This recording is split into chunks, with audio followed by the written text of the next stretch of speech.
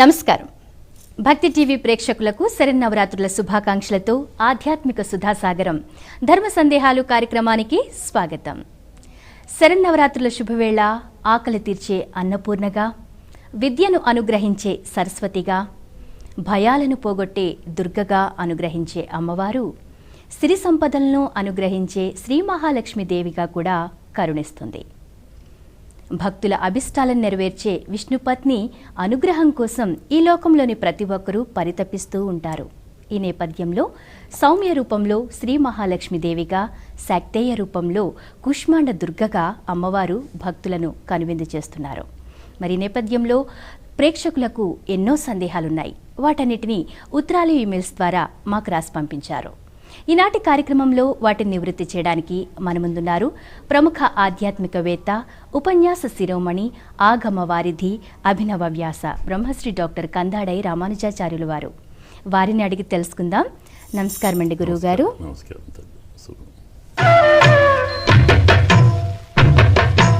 గురువు గారు, మొదటి ఉత్తరం చూద్దామండి. కళ్యాణి గారు పంపించారు హైదరాబాద్ నుండి. శరన్నవరాత్రుల్లో శ్రీ మహాలక్ష్మీదేవి అలంకార పరమార్థమేంటి తెలియచేయండి గురుగారు అంటున్నారు. మహాలక్ష్మి అలంకారం, మహావిష్ణు అలంకారం అంటూ భేదాలతో పని లేదు. అన్ని అలంకారాలకు పరమార్థం, అలంకరించుకున్న వారికి ఆనందం, అలంకరించుకున్న వారిని చూచిన వారికి ఆనందం.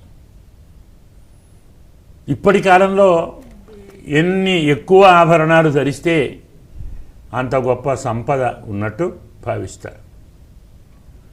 అలాగే అందులో ఇంకా మణులు, రత్నాలు, వజ్రాలు, ముత్యాలు, పగడాలు, నవరత్న ఆభరణాలు, పంచరత్నాభరణాలు ఆడంబరాన్ని ప్రకటింపచేసేవి కాకుండా చూసేవారి మనస్సును ప్రశాంతపరిచేవి కావాలి. మరీ వికారంగా అలంకరించుకున్నాం అనుకోండి, మనకు మాట చెప్తాడు సుందరకాండలో వాల్మీకి. రావణాసురుడు నిద్రపోయాడు, పడుకొని ఉన్నాడు. నిద్రపోయినప్పుడు కూడా అలంకారాలతోనే ఉన్నాడు. మహానుభావుడు, ఆయనకి ఏం తక్కువ, 3 లోకాలు అయినవి. బాగా అలంకరించుకున్నాడు, అలాగే పడుకున్నాడు. ఎలా ఉన్నాడయ్యా అంటే పాపం వాల్మీకి చాలా హాస్యంగా చెప్తాడు. అంత అలంకరించుకున్నా భయంకరంగానే ఉన్నాడు అన్నాడు. అదెలాగు అంటే శ్మశాన చైత్య ప్రతిమ భూషితోపి భయంకర. శ్మశానంలో బొమ్మ పెడతారు, అలంకారాలు బాగా చేస్తారు. ఆనందాన్ని ఇస్తుందా, భయాన్ని ఇస్తుందా? అలాగే రావణాసుడు ఎందుకు చేసుకున్నా భయాన్ని ఇస్తున్నాడు. కాబట్టి అలంకారాల పరమ ఉద్దేశ్యం చూచేవారికి భయాన్ని కలిగించడం కాదు కదా, అసహ్యాన్ని కాదు, జుగుప్సను కాదు, మనస్సు ఉల్లాసంగా ఉండాలి. అందులో ధర్మశాస్త్రం అలంకారాలకు పరమార్థం వేరే చెప్పింది.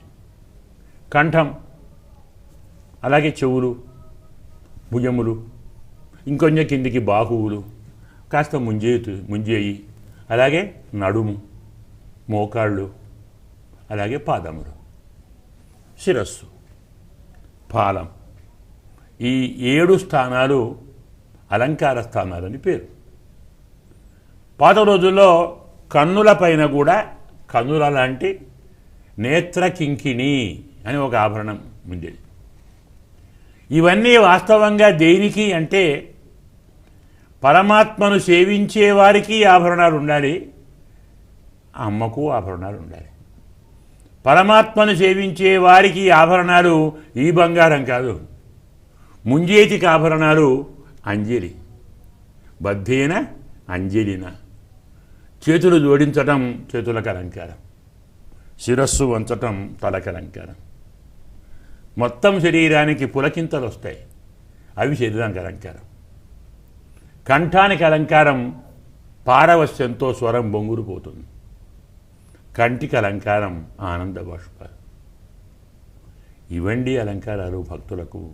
మరి స్వామికి కంటికి అలంకారం వాత్సల్యం, శిరస్సుకు అలంకారం ఔదార్యం, హృదయానికి అలంకారం ప్రేమ, కంఠానికి అలంకారం ఆశీర్వాదం, నాలుగుకి అలంకారం అభయం, హస్తానికి అలంకారం రక్షణ, పాదాలకు అలంకారం ముక్తి.